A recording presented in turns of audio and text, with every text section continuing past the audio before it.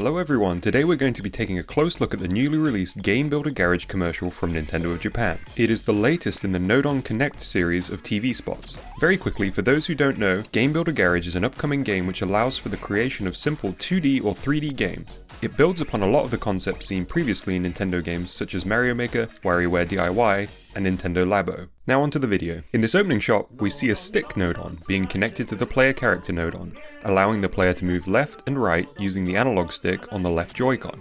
Nice and simple.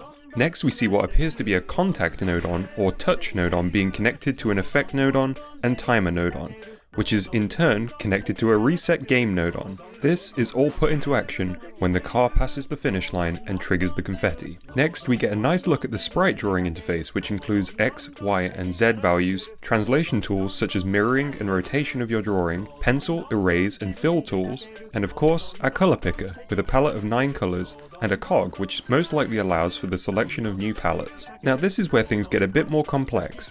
I'd first like to draw your attention to the rotation, scale and position options shown here, which is how we'll position our newly created sprites.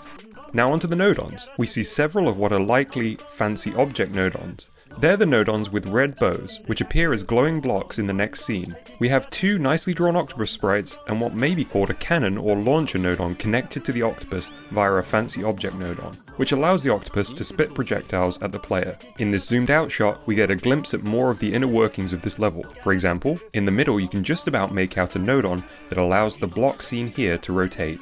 Here we get a good look at a few of the included pre-made models. These include a pufferfish, a radish, a treasure chest, an alien or UFO, a storage container, a missile, and the slightest glimpse of an apple. Lastly, we have a montage showing off a selection of games we've seen in previous trailers, including a falling platform game, a cake decorating game, a 2D shooter, a football game, and an accurate depiction of a recurring nightmare I have. And that's everything I've spotted in what may be the last new advertisement for Game Builder Garage before its release next week. If you saw anything I missed, please let me know in the comments. I'll be streaming Game Builder as soon as it's released, so why not subscribe? That way you won't miss out on any exciting GBG content. See you next week, bye bye!